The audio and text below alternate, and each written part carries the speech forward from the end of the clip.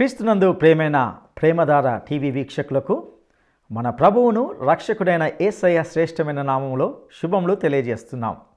గత పాఠం నుండి మనము యోసేపు జీవితాన్ని గురించి ధ్యానిస్తున్నాం. ఈ అధ్యాయంలో యోసేపు పోతీఫరుకు అమ్మబడి అతని ఇంటికి చేర్చబడ్డాడు. యోసేపు ఎంతో సుందరుడు కావడం మరియు పోతీఫర్ భార్య చేత శోధించబడడం, అతడు ఆ స్థలంలో నుండి పారిపోయి పాపం చేయకుండా తప్పించుకున్న విధానాన్ని చూశాం. యోసేపు పాపమునకు ఒప్పక పరిశుద్ధంగా ఉండాలని భావించి శోధనకు లొంగనందువలన చెరలో కూడా వేయబడ్డాడు. అయితే అతని భక్తి మరియు అతడు దేవుని అందలి భయము అతనికి కష్టాన్ని తీసుకొని వచ్చినప్పటికీ అతనికి దేవుడు తోడై ఉన్న విధానాన్ని నేటి పాఠంలో మనం చూడగలం. అతని వ్యక్తిగత జీవితం కష్టాలమయంగా కనిపిస్తున్నప్పటికీ దేవుడెప్పటికీ యోసేపును ఎప్పుడూ విడిచిపెట్టలేదు. యోసేపు జీవితానికి మరియు ప్రభువైన యేసుక్రీస్తుకు గల పోలికలన్నిటిలో కూడా చూశాం. ప్రతి కష్టం, సమస్య యోసేపును ఉన్నత స్థితిలోనికే నడిపించినట్లుగా మనం చూస్తాం. అదేవిధంగా చెరసాలలో పానదాయకునికి మరియు భక్షకారునికి అతడు సహాయపడిన విధానాన్ని కూడా చూడబోతున్నాం. మరికొన్ని విషయాలను ధ్యానించడానికి మనము సిద్ధపడదామా? సోదరీ సోదరులారా, మీరంతా సందేశాలు క్రమంగా వింటున్నందుకు మీకు మా హృదయపూర్వకమైన అభినందనలు. పోయినసారి సందేశంలో పోతీఫరు భార్యను గురించి విన్నాము గదు. ఏదేను తోటలో సైతాను ఆదాము హవ్వలను సర్పరూపంలో శోధించాడు. పోతీఫరు ఇంటిలో యోసేపును సైతాను ఒక అందమైన స్త్రీ రూపంలో శోధించాడు. పోతీఫరు భార్య యోసేపును పాపం చేయడానికి, తనతో వ్యభిచరించడానికి శోధించసాగింది. యోసేపు పారిపోయాడు. యాకోబు పత్రిక 4వ అధ్యాయం 7వ వచనంలో దేవునికి లోబడి ఉండండి, అపవాదిని ఎదిరించండి, అప్పుడు వాడు మీ వద్ద నుండి పారిపోతాడు అని చెప్పబడింది. అయితే ఇక్కడ యోసేపు పారిపోవలసి వచ్చింది. భర్త తిరిగి వచ్చినప్పుడు ఆమె యోసేపు మీద అబద్ధంగా నేరారోపణ చేసింది. ఆదికాండం 39వ అధ్యాయం 17వ వచనం.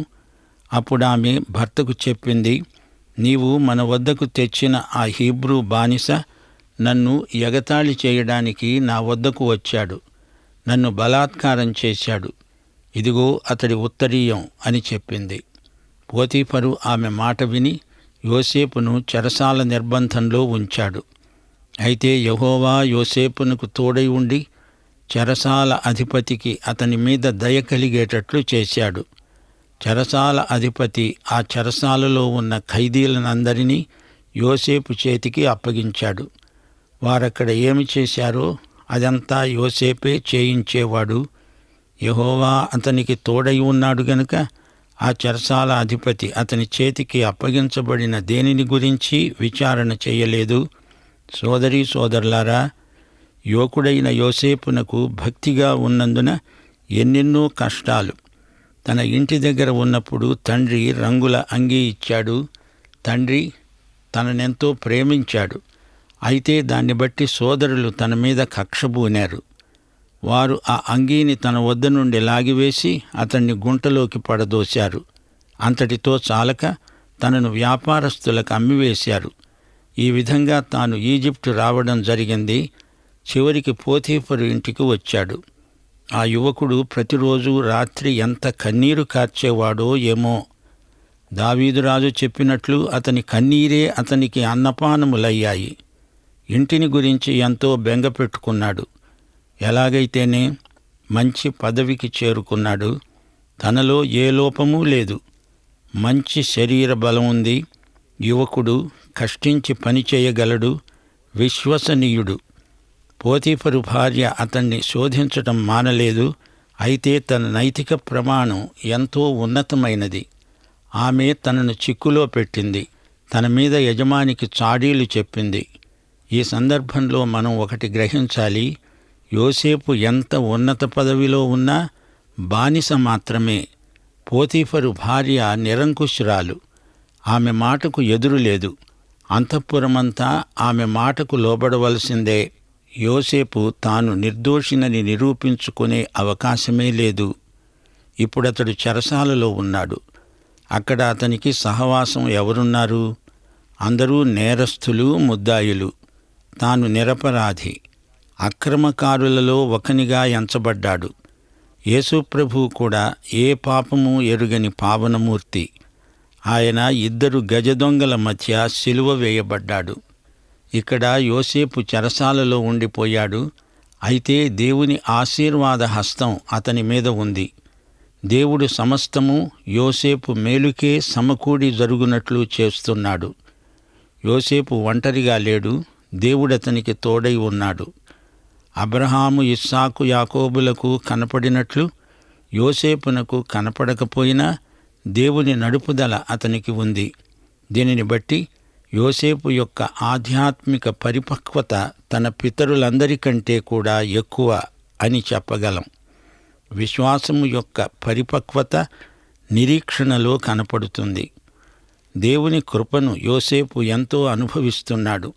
చెరసాల అధికారికి యోసేపంటే ఎంతో అభిమానం కలిగింది. యోసేపు ఎంత తెలివితేటలు కలవాడైనా దేవుడతనికి తోడై ఉండకపోతే ఏమి ప్రయోజనమూ ఉండేది కాదు. దేవుడు యోసేపునకు తోడై ఉండి అతన్ని నడిపిస్తున్నాడు. క్రమేణా అతనిలో దేవుని సంకల్పము నెరవేరుతూ వస్తున్నది. యోసేపు ఆశాభావంతో ముందుకు చూస్తున్నాడు. అతడు నిరుత్సాహపడలేదు, నిస్పృహ చెందలేదు, పరిస్థితులకు లొంగలేదు. ప్రతికూల పరిస్థితులను అధిగమించి జీవించాడు. పరిస్థితులు అతని మీదికి వస్తుంటే వాటికి పైగా తాను ఎదిగాడు. తన జీవితంలో దేవుని హస్తాన్ని అతడు గుర్తించాడు. అతడు నిరీక్షణ గల యువకుడు. సోదరీ సోదరులారా, సైతాను విశ్వాసులకు పిరికిమందు నూరిపోయాలని చూస్తాడు. ఆశాభంగం కలిగిందని విశ్వాసులెందరో సణుగుతూ ఉంటారు. కాని యోసేపు అలాగు ఎన్నడూ సణగలేదు. హెబ్రీ పత్రిక 12వ అధ్యాయం 11వ వచనం ఒక్కసారి జ్ఞాపకం చేసుకోండి. ప్రస్తుతమందు సమస్త శిక్ష దుఃఖకరముగా కనపడుతుందే కాని సంతోషకరంగా కనపడదు. అయినా దాని యందు అభ్యాసము కలిగిన వారికి అది నీతి అనే సమాధానకరమైన ఫలమిస్తుంది. వడలిన చేతులను, సడలిన మోకాళ్లను బలపరుచుకోండి. యోసేపు అదే విధంగా బలపడ్డాడు. అతని జీవితంలో నీతి అనే సమాధానకరమైన ఫలం మనకు తేటగా కనపడుతుంది. శ్రోతలు గమనించండి, అందరికీ ఇలాంటి శోధనలు రాకపోవచ్చు. అయితే కొందరు కఠిన పరీక్ష ఎదుర్కోవలసి వస్తుంది. సైతానును ఎదిరించి నిలువగల దండిగుండె గల యువత నేడు సంఘాలకు కావాలి. సైతానుకు అమ్ముడు పోకూడదు. యోబు, అపొస్తలుడైన పౌలు ఎలాంటివారు? వారిని సైతాను కొనగలిగాడా? అసాధ్యం. సైతాను మానవులను ద్వేషిస్తాడు. మానవతను ధ్వంసం చేయడానికి పూనుకున్నాడు. అయితే విశ్వాసవీరులు ఎట్టి పరిస్థితులలోనూ లొంగరు. ఇప్పుడొక ప్రశ్న ఎదురవుతోంది. దేవుని దృష్టిలో యోసేపు చెరసాలలో ఉండడము అంత అవసరమా? ఉత్తరోత్తర అతనికి మేలు కలగడానికి ఇప్పుడు యోసేపు శ్రమ పడక తప్పదు. ఇప్పుడు మనం 40వ అధ్యాయానికి వస్తున్నాము. ఈ అధ్యాయంలో యోసేపు ఒక పానదాయకుడికి, భక్ష్యకారుడికి సహాయం చేస్తున్నాడు. వారికి కలలు వస్తే ఆ కలల భావం వారికి తెలియచేస్తాడు. అలా చెప్పడానికి దేవుడే యోసేపునకు జ్ఞానం ప్రసాదించాడు. యోసేపు చెప్పినట్లే జరిగింది. దానితో యోసేపు జీవితం కొత్త మలుపు తిరిగింది. ఈ అధ్యాయంలో వృత్తాంతం త్వరగా నడిచినట్లు అనిపించదు, మందకొడిగా నడుస్తుంది. యోసేపు చెరసాలలో బందీ. భక్ష్యకారుడు యోసేపు సంగతి రాజుగారికి చెప్పడం మర్చిపోతాడు. ఇదంతా ఎందుకు జరిగింది? దేవుడు అలా జరగనిచ్చాడు. వేరే కారణమేమీ లేదు. 37వ అధ్యాయంలో యోసేపునకు, యేసుక్రీస్తుకు కొన్ని పోలికలు చెప్పుకున్నాము. ఇప్పుడు మరికొన్ని పోలికలు మీ దృష్టికి తెస్తాము. 1, యోసేపు తన సోదరుల వద్దకు పంపబడ్డాడు. అలాగే యేసుక్రీస్తు తన సొంత వారి వద్దకు, ఇశ్రాయేలులో చెదరిపోయిన వారి వద్దకు పంపబడ్డాడు.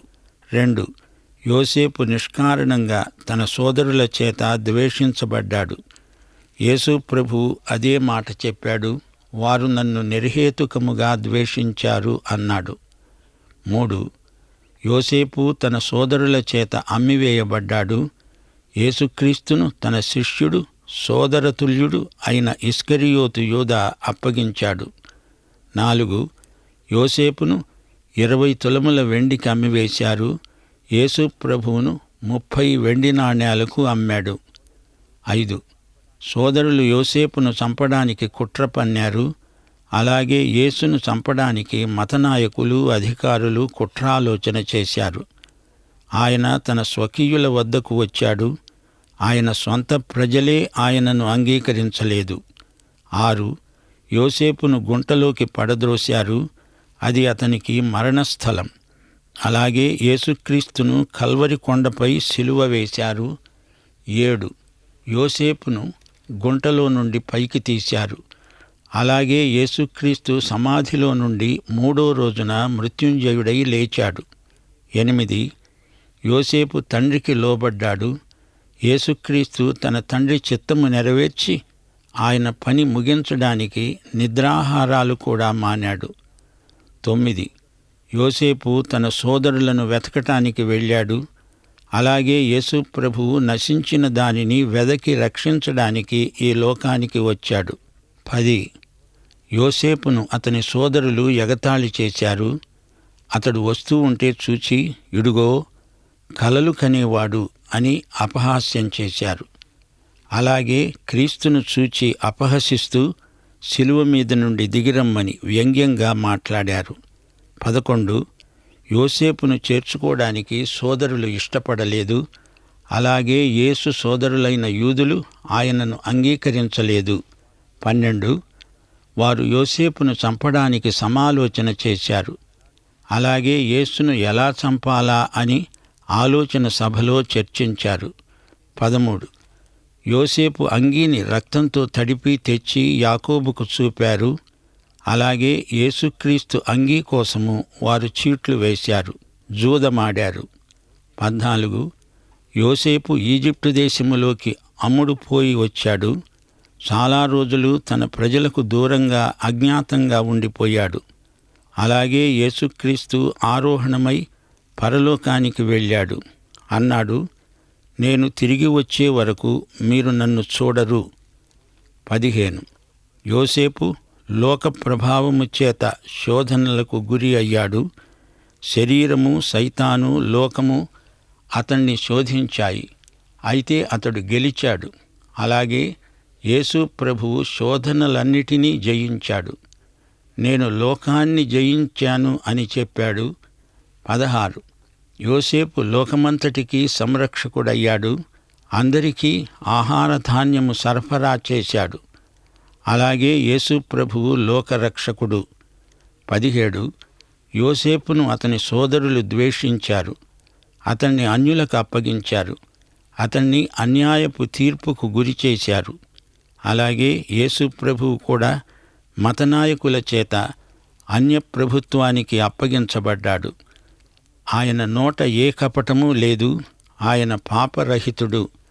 18. పిలాతు ప్రజలు తెచ్చిన అభియోగాన్ని నమ్మలేదు. యేసు నిర్దోషి అని పిలాతుకు తెలుసు. అయినా ప్రజలను తృప్తిపరిచేందుకు నీతిమంతుణ్ణి సిలువకు అప్పగించాడు. అలాగే యోసేపు నిర్దోషి అని పోతీఫరుకు తెలుసు. అయినా భార్యను సంతోషపెట్టడానికి యోసేపును చెరసాలలో వేయించాడు. పోతీఫరు పై అధికారి ఫరో. ఆయనకు సంజాయిషీ చెప్పాలి. అలాగే పిలాతు కైసరు క్రింద గవర్నరు. ప్రజలు అతనికి ఫిర్యాదు చేస్తారేమో అని పిలాతు భయపడ్డాడు. 19. యోసేపు చెరసాల అధిపతి ప్రాపకము సంపాదించాడు. అలాగే యేసు ప్రభువును గురించి రోమా శతాధిపతి సాక్ష్యమిచ్చాడు. నిజంగా ఈయన దేవుని కుమారుడే అన్నాడు. 20. యోసేపు నేరస్తుల మధ్య ఉన్నాడు. వారిలో ఒకడుగా పరిగణించబడ్డాడు. యోసేపు ద్వారా పానదాయకునికి ఆశీర్వాదము, భక్ష్యకారుడికి శిక్ష. అలాగే యేసు ప్రభువు 2 దొంగల మధ్య సిలువ వేయబడ్డాడు. వీరిలో ఒకడు రక్షించబడ్డాడు, మరి ఒకడు నరకంలో పడిపోయాడు. ఇప్పుడు మనం 40వ అధ్యాయంలో ఉన్నాము. ఇప్పుడు మా శ్రోతలకు అర్థమైంది కదా, యోసేపు పట్ల దేవుని చిత్తము నెరవేర్పు కోసము ఇదంతా జరగవలసి ఉంది. ఇప్పుడు 40వ అధ్యాయం 1వ వచనం వినండి. అటు పిమ్మట ఈజిప్టు రాజు యొక్క పానదాయకుడు, భక్ష్యకారుడు తమ ప్రభువైన ఈజిప్టు రాజు ఎడల తప్పు చేశారు.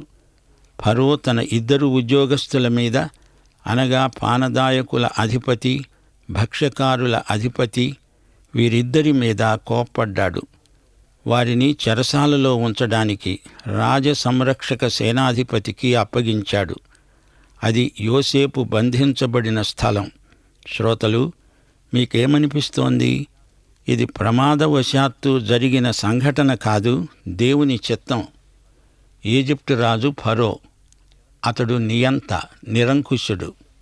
వారికి అనుగ్రహం వచ్చినా ఆగ్రహం వచ్చినా పట్టలేరు. అతి కోపం, అతి ప్రేమ, పిచ్చి మహారాజులు. భక్ష్యకారుడు చేసిన నేరమేంటి? ఒకవేళ అతడు వండిన భక్ష్యాలు మాడిపోయినయేమో, లేక సరిగా ఉడకలేదో రాజుగారికి కోపం వచ్చింది. వెంటనే చెరసాలలో వేశాడు. పానదాయకుడు ఏం చేశాడు? అతడు చేసిన నేరమేమిటి? రాజుగారికి పానపాత్ర అందించడానికి వస్తూ కంగారు పడి తొట్టిల్లాడు. అప్పుడు పాత్రలోని ద్రాక్షరసం ఒలికింది. మంచి విలువైన పర్షియా తివాసి మీద పడింది. ఇంకేముంది? రాజుగారికి కోపం ముంచుకొచ్చింది. మరింకేదైనా కారణముందేమో మనకు తెలియదు. అయితే అక్కడ మనము గుర్తించాల్సిన ముఖ్య విషయం ఏమిటంటే, వారిద్దరూ యోసేపు ఉన్న చోటనే చెరసాలలో వేయబడ్డారు. చెరసాలలో కూడా యోసేపు మంచి పదవికి హెచ్చించబడ్డాడు. యోసేపును ఎక్కడ పెట్టినా దేవుని కృపచేత అతడు ముత్యంలాగా రాణిస్తాడు, ప్రకాశిస్తాడు. సామెతలు 18వ అధ్యాయం 16వ వచనంలో చెప్పినట్లు, ఒకడు ఇచ్చే కానుక వానికి వీలు కలుగజేస్తుంది. అది గొప్పవారి ఎదుటికి వారిని రప్పిస్తుంది. ఇది యోసేపు విషయంలో నిజం. దేవుడతణ్ణి ఇంకా ఎంతో హెచ్చించబోతున్నాడు. ఆ సేనాధిపతి వారిని యోసేపు వశము చేయగా అతడు వారికి ఉపచారం చేశాడు. కొన్ని రోజులు వారిద్దరూ కావలిలో ఉన్నారు. యోసేపు వీరిద్దరితో మంచి స్నేహం చేశాడు. వారి బాగోగులు చూచుకుంటున్నాడు. అది యోసేపు బాధ్యత. వారిద్దరూ, అనగా చెరసాలలో బంధించబడిన ఈజిప్టు రాజు యొక్క పానదాయకుడు, భక్ష్యకారుడు, ఒకే రాత్రియందు కలలు కన్నారు. వారి కలలు వేరువేరుగా ఉన్నాయి. తెల్లవారినప్పుడు యోసేపు వారి వద్దకు వచ్చి వారిని చూడగా చింతాక్రాంతులుగా ఉన్నారు. యోసేపు ఎల్లప్పుడూ సంతోషంగా ఉండే మనిషి, ఆశాజీవి, చురుకుగా పనిచేస్తాడు. అతడు ఈ ఇద్దరినీ చూచి వీరి దుఃఖానికి కారణమేమిటో తెలుసుకోగోరాడు. వీరు ఫరో ఉద్యోగులు. ఏమి జరిగింది? ఎందుకు వీరికి చింత? వారి ముఖాల మీద విషాద రేఖలు కనపడుతున్నాయి. అడిగాడు, ఎందుచేత నేడు మీ ముఖాలు చిన్నబోయి ఉన్నాయి? ఈ ఫరో ఉద్యోగస్తులు, తనతో నిర్బంధంలో ఉన్నవారు అరమరికలు లేకుండా తమ గోడు చెప్పుకున్నారు. మేము కలలు కన్నాము, వాటి భావము చెప్పగలవారు ఎవరూ లేరు అని అతనితో చెప్పినప్పుడు యోసేపు అన్నాడు, భావములు చెప్పడం దేవుని అధీనమే కదా, మీరు దయచేసి ఆ కలలు నాకు వివరించి చెప్పండి అన్నాడు. యోసేపు ఈ విషయంలో దేవునికే మహిమా ప్రభావములు ఆరోపిస్తున్నాడు. యోసేపులాగే మరో హీబ్రూ యువకుడున్నాడు. అతని పేరు దానియేలు. అతడు కూడా పరాయి ప్రభుత్వంలో ఒక ఉద్యోగి. దానియేలు యోసేపులాగే తన దేవునికి మహిమ చేకూరాలని లోకంతో రాజీ పడకుండా జీవించాడు. నేటి క్రైస్తవ యువత యోసేపు దానియేలుల్లాగా సత్యం కోసం నిలువగలిగితే అది దేవునికి ఎంతో మహిమ. మనం ఏమి చేసినా ప్రభువు మహిమార్థమై చెయ్యాలి. దానివల్ల ఎంత నష్టం వచ్చినా, ఎన్ని ప్రతిఘటనలు ఎదురైనా లెక్క చేయకూడదు. అనేకసార్లు మన జీవితాలలో బలహీనత చోటు చేసుకుంటుంది. ఎందుకో తెలుసా? దేవుడిచ్చిన ఆశీర్వాదాలకు గాను ఆయనకు కృతజ్ఞత చూపకుండా, ఆయనను మహిమపరచకుండా గొప్పలు చెప్పుకుంటే మనకు తిప్పలు రాక మానవు. యోసేపు దేవునికి మహిమ తెచ్చాడు. ఆయన కృపామహిమకు కీర్తి తెచ్చాడు. యోసేపు చెప్పిన కలల భావమేమిటి? దాని పరిణామమేమిటి? ఈ విషయాలు వచ్చే సందేశంలో విందాము. ప్రార్థన చేసుకుందాము. కృపామయా దేవా, నీ బిడ్డలమైన మాకు నీవు చేస్తున్న మేళ్లు లెక్కకు మిక్కిలిగా ఉన్నాయి. నీకే మహిమా ప్రభావములు ఆరోపిస్తున్నాము. మా ప్రభువైన యేసుక్రీస్తునందు మాకు పరలోక విషయములో ఆత్మ సంబంధమైన ప్రతి ఆశీర్వాదము అనుగ్రహించావు. నేటి పాఠమును మా శ్రోతల ఆత్మల నిమిత్తమై ఆశీర్వదించుమని వేడుకుంటున్నాము. మన ప్రభు అయిన యేసుక్రీస్తు వారి దివ్య కృప, తండ్రి అయిన దేవుని ప్రేమ, పరిశుద్ధాత్మ యొక్క అన్యోన్య సహవాసము మనకందరికీ నిత్యత్వము పర్యంతము తోడై ఉండునుగాక. ఆమేన్. ప్రియులారా, ఇంతవరకు విన్న కార్యక్రమం ద్వారా మీరెంతగానో సంతోషించారని నమ్ముతూ ఉన్నాం. యోసేపు ఎదుర్కొన్న పరిస్థితులు, ఒకదాని వెంట ఒకటిగా సంభవించిన ఇబ్బందులు ఎలా ఎదుర్కొన్నాడో కూడా మనం చూసాం. అదే సమయంలో ఇతరులు అనేకులు తీవ్రమైన ఫిర్యాదులు చేసి పగ తీర్చుకొని ప్రతిచర్యకు పూనుకున్నారు. యోసేపు జీవితంలో దేవుని చిత్తం సంపూర్ణంగా నెరవేరడానికి గల కారణాల్లో ఒకటి అతని సౌశీల్యమై ఉంది. యోసేపు ఎడల దేవుని చిత్తం నెరవేరిన తీరు ఇతర జీవితాల కంటే ప్రత్యేకం. అనేక జీవితాల్లో దేవుని చిత్తం నెరవేరింది. 100% విజయం యోసేపు కైవసం చేసుకున్నాడంటే దేవుని ఏర్పాటుతో పాటుగా దేవుని పట్ల అతనికున్న భక్తి విశ్వాసాలు కూడా కారణమయ్యాయి. ప్రియ సహోదరుడా, సహోదరి, బహుశా నీవు కూడా నీ జీవితంలో యోసేపు వలె నిరపరాధిగా ఉండి కష్టాలను, సమస్యలను ఎదుర్కొని ఉంటూ ఉండవచ్చు. అయితే దేవుడు నీకు తోడై ఉన్నాడనే విషయాన్ని ఎప్పటికీ మర్చిపోవద్దు. దేవుడు నిన్ను ఒక ఉన్నతమైన స్థితికి చేర్చడానికి, ఈ పరిస్థితి కూడా నిన్ను నడిపిస్తున్నాడు. ఆయన చిత్తానికి లోబడి జీవించడానికి సిద్ధపడగలవు. ఈ సందేశం ద్వారా మీరు పొందిన అనుభూతి, మీ ప్రార్థన అవసరతలు, మీ ఆత్మీయ అక్కర్లను గురించి మాకు తెలియజేయండి. మేము మీ కొరకు ప్రార్థిస్తాము. దైవాశీస్సులు.